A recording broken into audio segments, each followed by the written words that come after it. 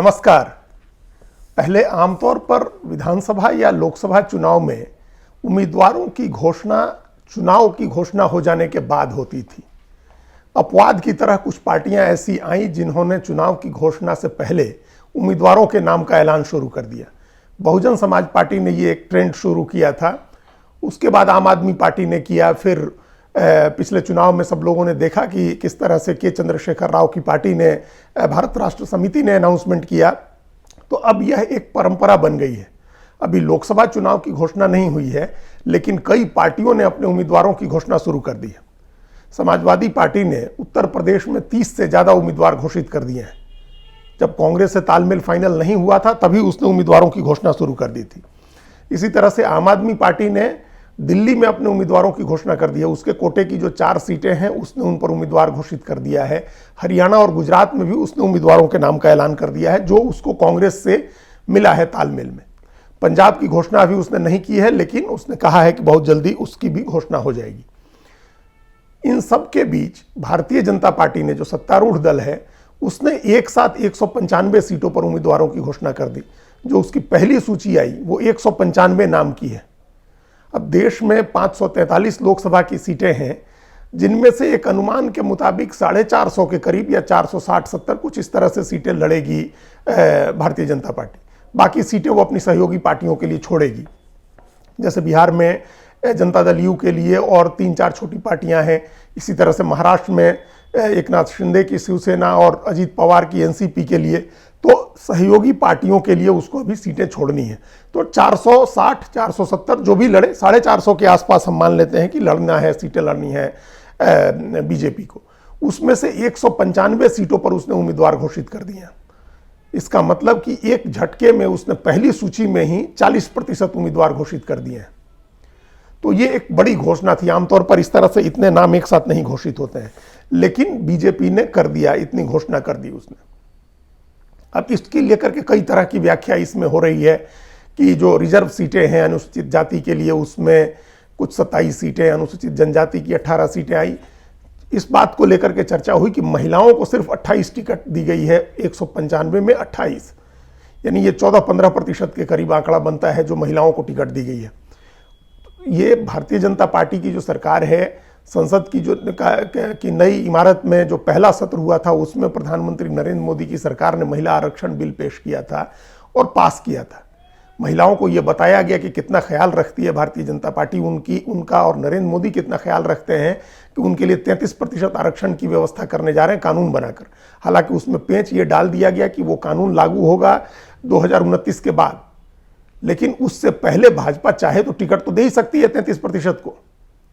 कानून तो जब लागू होगा तब लागू होगा। इसके लिए कानून, अगर महिलाओं को की भागीदारी बढ़ाना बहुत अच्छी चीज है तो वो अच्छा काम करने के लिए कानून की क्या जरूरत है। ममता बनर्जी ऐसे ही कर रही हैं। उन्होंने तो 40% टिकट पिछली बार दी थी महिलाओं को, और अभी राज्यसभा के चुनाव में भी जो उन्होंने महिलाओं को टिकट दिया, उसके बाद राज्यसभा में उनके सांसदों में 41% हिस्सेदारी हो गई है महिलाओं की। नवीन पटनायक ने भी बिना कानून के ही 40% महिलाओं को टिकट दिया था। तो भाजपा 40% छोड़िए, 33% छोड़िए, सिर्फ 14% टिकट पहली सूची में महिलाओं की है। 195 में सिर्फ 28 महिलाएं हैं। तो एक इस लिहाज से इस बात की चर्चा हुई है, लेकिन उस राजनीतिक लिहाज से देखें, चुनाव जीतने के लिहाज से देखें, तो कई दूसरी चीजों पर ध्यान देने की जरूरत है। पहले ऐसा कहा जा रहा था कि भाजपा उन सीटों पर पहले उम्मीदवार घोषित करेगी जो उसकी कमजोर सीटें हैं, जहां वह कई चुनावों से हारती रही है, जहां पिछली बार हार गई थी या पिछली बार बहुत कम अंतर से चुनाव जीती थी। ऐसी 160 सीटों की चर्चा थी कि उन पर उम्मीदवारों की घोषणा होगी, और इस चीज को, इसको मध्य प्रदेश मॉडल का नाम दिया गया था।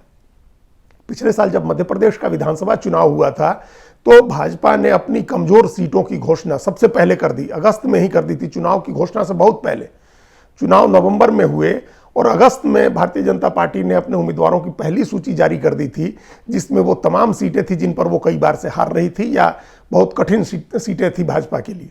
और उन सीटों पर उसने अपने दिग्गज नेताओं को उतारा था। कई केंद्रीय मंत्री उतारे गए थे, कई सांसदों को टिकट दी गई थी, पार्टी के राष्ट्रीय महासचिव को विधानसभा लड़ाया गया था।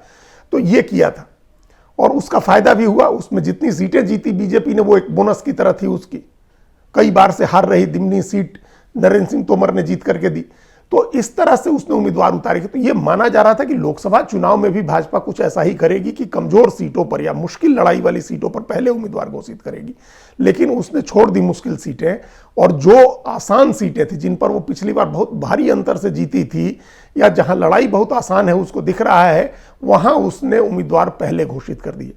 तो एक तो इस वजह से यही कारण है कि वो अपनी जीती हुई सीटों पर और अपने असर वाले इलाके में उम्मीदवार घोषित कर रही थी पहली सूची में, तो उसका आत्मविश्वास दिखा, कॉन्फिडेंस दिखा पार्टी का। उसने मध्य प्रदेश और उत्तर प्रदेश में लगभग ज्यादातर सीटों पर उसने अपने उम्मीदवारों को रिपीट किया। जो अभी एमपी हैं, उत्तर प्रदेश की 51 सीटों पर बीजेपी ने उम्मीदवार घोषित किए, जिसमें 47 अभी मौजूदा एमपी हैं। इसी तरह से उसने राजस्थान में भी, मध्य प्रदेश में भी ज्यादातर सीटों पर अपने जीते हुए उम्मीदवारों को उतारा है। दिल्ली और छत्तीसगढ़, ये दो राज्य ऐसे हैं जहां उसने पूरी तरह से बदल दिया, लगभग सारी सीटें उसने बदल दी। दिल्ली की 7 में से 5 सीटों पर उसने उम्मीदवार घोषित किए और 4 नए चेहरे उतारे। उसने मीनाक्षी लेखी की जगह, जो केंद्रीय मंत्री हैं, उनकी जगह बांसुरी स्वराज को नई दिल्ली सीट से उम्मीदवार बनाया। पश्चिमी दिल्ली में दिवंगत साहेब सिंह वर्मा के बेटे प्रवेश वर्मा की टिकट काट दी गई और उनकी जगह कमलजीत सहरावत को उम्मीदवार बनाया गया। इसी तरह से विवादित बयान देने वाले रमेश बिधूड़ी की जगह दक्षिण दिल्ली में रामवीर सिंह बिधूड़ी आए। चांदनी चौक में डॉक्टर हर्षवर्धन की जगह प्रवीण खंडेलवाल को लाया गया। सिर्फ एक टिकट रिपीट की बीजेपी ने, वो उतरी दिल्ली में मनोज तिवारी की। इसी तरह से छत्तीसगढ़ में सिर्फ 2 टिकट, 2 उम्मीदवार उसने रिपीट किए। एक दुर्ग से विजय बघेल को वापस दिया, जो पिछले मुख्यमंत्री, कांग्रेस के मुख्यमंत्री भूपेश बघेल के भतीजे हैं, और पाटन सीट पर उनको पार्टी ने विधानसभा का चुनाव लड़ाया था अपने चाचा के खिलाफ, उनके मतलब भूपेश बघेल के खिलाफ। हालांकि वो जीत नहीं सके थे, लेकिन पार्टी ने इस बार उनको टिकट दिया। दुर्ग से वापस उनको एमपी की टिकट मिली है।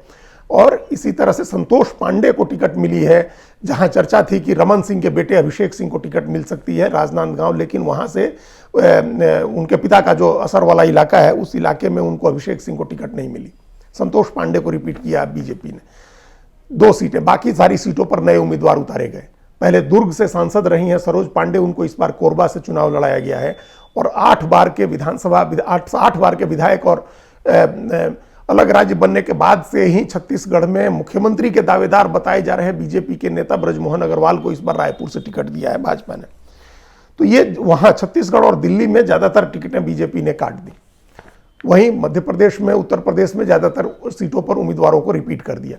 और जो सीटें खाली हो गई थी, जो एमपी एमएलए बन गए हैं, उनकी सीट पर तो नए उम्मीदवार आने ही थे। जैसे राजस्थान में दिया कुमारी की राजसमंद सीट हो, या बालकनाथ की अलवर सीट हो, या राज्यवर्धन राठौर की सीट हो, ये लोग सब एमएलए हो गए हैं, तो इनकी सीटों पर उम्मीदवार आने थे। इसी तरह से नरेंद्र सिंह तोमर मध्य प्रदेश में वो विधायक हो गए हैं, स्पीकर हैं, उनकी सीट से नया उम्मीदवार आना था। प्रहलाद पटेल की सीट से नया उम्मीदवार आना था। तो जो एमपी चुनाव जीत गए हैं एमएलए का, उनकी जगह नए उम्मीदवार दिए गए। मध्य प्रदेश में एक दिलचस्प चीज ये रही कि विदिशा सीट से शिवराज सिंह चौहान को उम्मीदवार बनाया गया। वो 4 बार मुख्यमंत्री रहे और उसके पहले कई बार सांसद रह चुके हैं। उनकी ही सीट से सुषमा स्वराज जीत करके एमपी होती थी जब वो जीवित थी, तो उनको टिकट दी गई है। ये अभी एक, अगर इस तरह से टिकट बांटने का ट्रेंड देखें तो ये ट्रेंड है जो एक तरह से बीजेपी का कॉन्फिडेंस शो करता है। उसको लग रहा है कि इन राज्यों में उसकी स्थिति मजबूत है, वो आसानी से जीत सकती है, तो उसने प्रयोग किए। जहां बदलना था बदल दिए। ये कहा गया कि पार्टी ने ये आधार बनाया कि कौन उसका सांसद कितना इफेक्टिव है, कितना एक्सेसिबल है, लोगों से कितना कनेक्ट था उसका, और जीतने का क्या पैमाना है, वो जीत सकता है या नहीं जीत सकता। इस पैमाने को पार्टी ने सबसे ऊपर रखा है। टिकट जहां बदली गई है उसको इस नजरिए से देख सकते हैं, उसको पार्टी के कॉन्फिडेंस के तौर पर भी देख सकते हैं। उम्मीदवारों की बात करें तो कुछ बहुत हैरान करने वाले चेहरे भाजपा की सूची में हैं। जैसे उत्तर प्रदेश की जौनपुर सीट पर पार्टी ने कृपाशंकर सिंह को टिकट दिया। वो कांग्रेस में थे, मुंबई क्षेत्रीय कांग्रेस के अध्यक्ष रहे थे, और उन पर सैकड़ों करोड़ रुपए की गड़बड़ियों के आरोप लगे थे। धनशोधन का केस चला था, उनका बेटा जेल गया था, उनके समधी, दामाद, सबके ऊपर मुकदमे चले थे, और तब बीजेपी ने उनको बहुत टारगेट किया था। लेकिन अब वो मुंबई छोड़ करके आए और उनको आते ही उत्तर प्रदेश में जौनपुर सीट से भाजपा ने टिकट दे दिया। जौनपुर सीट पिछली बार बहुजन समाज पार्टी ने जीता था, और ये एक मुश्किल लड़ाई वाली सीट है बीजेपी के लिए। तो इसलिए ये एक विवादित व्यक्ति को दे करके वहाँ पार्टी ने एक जोखिम लिया है। विवादित बयान देने वाले कई लोगों को पार्टी ने टिकट नहीं दिया, जैसे रमेश बिधोड़ी की टिकट कट गई, भोपाल से प्रज्ञा सिंह ठाकुर की टिकट कट गई, इन्होंने अपनी नाराजगी भी जताई। इसके बावजूद कृपाशंकर सिंह को जौनपुर में टिकट दिया गया, जिनको लेकर के इतनी कंट्रोवर्सी रही है। तो ये भी एक देखने की बात है कि बीजेपी ने जीतने का पैमाना सबसे पहले रखा है। कृपाशंकर सिंह साधन संपन्न व्यक्ति हैं और वहीं के रहने वाले हैं, तो वो चुनाव जीत सकते हैं, ये सोच करके पार्टी ने उनको टिकट दिया है। इसी सोच में बिहार के भोजपुरी सिंगर और कलाकार पवन सिंह को पश्चिम बंगाल की आसनसोल सीट से टिकट दिया गया था। और बड़ी हैरानी है कि भारतीय जनता पार्टी जैसी पार्टी जो इतना बैकग्राउंड चेक करती है, जिसको कहा जाता है कि इतना मंथन करने के बाद टिकट देती है, उसने बिना कोई बैकग्राउंड चेक किए, बिना कोई रेपुटेशन चेक किए पवन सिंह को टिकट दे दी वहाँ से आसनसोल से। और जैसे ही उनको टिकट मिली, उनको लेकर के जितनी कंट्रोवर्सी है वो शुरू हो गई। उनके गाए ऐसे गाने सामने आने लगे जिसमें उन्होंने बंगाली महिलाओं के लिए अपमानजनक बातें कही हैं और उन्होंने अपना नाम वापस ले लिया, वो लड़ने से पीछे हट गया। तो ये बहुत चौंकाने वाली चीज़ थी कि बीजेपी, और 5 घंटे गुरुवार को सीईसी की सेंट्रल इलेक्शन कमेटी की बैठक हुई थी, जिसमें प्रधानमंत्री नरेंद्र मोदी खुद 2:30 बजे 3 बजे रात तक मौजूद रहे थे, वहाँ ये फैसला हुआ था। तो ये एक बड़ी चूक है, ऐसा फैसला नहीं होना चाहिए था। तो ये कुछ ऐसी टिकटें हुई जो बीजेपी ने जो जिनको लेकर के कंट्रोवर्सी हो गई, चाहे वो कृपाशंकर सिंह की टिकट हो या पवन सिंह को। दल बदलू लोगों को खूब जम के पार्टी ने टिकट दी, उसमें कोई ये नहीं देखा गया कि वो कब आए और उनका क्या बैकग्राउंड है। गुरुवार को जिस दिन सीईसी की बैठक हुई थी, बीजेपी ने जिस दिन टिकटें तय की थी, उस दिन पी रामुलू जो बीआरएस के सांसद हैं, वो बीजेपी में शामिल हुए थे और उनको भी टिकट मिल गई। और बैठक के एक दिन के बाद शुक्रवार को बीबी पाटिल शामिल हुए थे, वो भी बीआरएस के सांसद हैं, उनको भी बीजेपी ने टिकट दे दी। इसी तरह से राजस्थान में नागौर सीट से टिकट दिया है ज्योति मिर्धा को, जो कांग्रेस छोड़ करके आई हैं, या महेंद्र मालवीय अभी थोड़े ही दिन पहले कांग्रेस छोड़ करके बीजेपी में शामिल हुए, उनको भी टिकट मिल गई। कृपाशंकर सिंह को टिकट मिल गई। तो पार्टी ने इस तरह से दल बदल करके आने वाले लोगों को भी खुले हाथ से टिकट बांटी है। तो इसका मतलब उसमें भी वही पैमाना है, वही क्राइटेरिया है कि चुनाव जीत सकता है अगर व्यक्ति उसके सामाजिक समीकरण पर फिट बैठता है, तो बीजेपी ने उसको टिकट दिया है।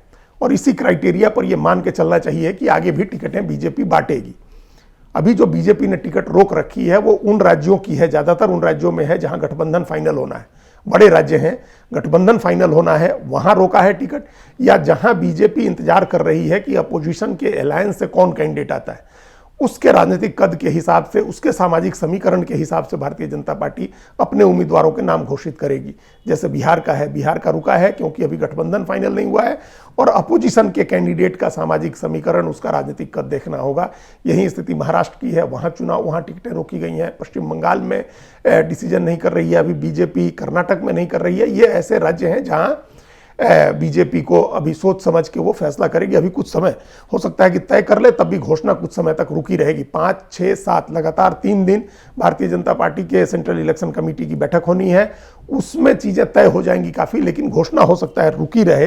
बीजेपी इंतजार करे कि अपोजिशन से कौन कैंडिडेट आता है, फिर उसके सामाजिक समीकरण और राजनीतिक कद के हिसाब से वह उम्मीदवार उतारेगी। जयंत सिन्हा की टिकट झारखंड में कटना एक जिक्र के लायक बात है। उनकी छवि अच्छी थी और उनके परिवार की वो पारंपरिक सीट थी हजारीबाग, जहां से उनकी जगह मनीष जायसवाल को टिकट दिया गया है। अब वहां की 11 सीटों पर पार्टी ने कैंडिडेट दे दिए हैं और उन 11 में से सिर्फ एक अगड़ी जाति का उम्मीदवार है, बाकी 2 सीटों पर रुका है। वहां कहा जा रहा है कि कोई कम से कम 1 सीट पर जरूर अगड़ी जाति का कोई उम्मीदवार आएगा। धन्यवाद।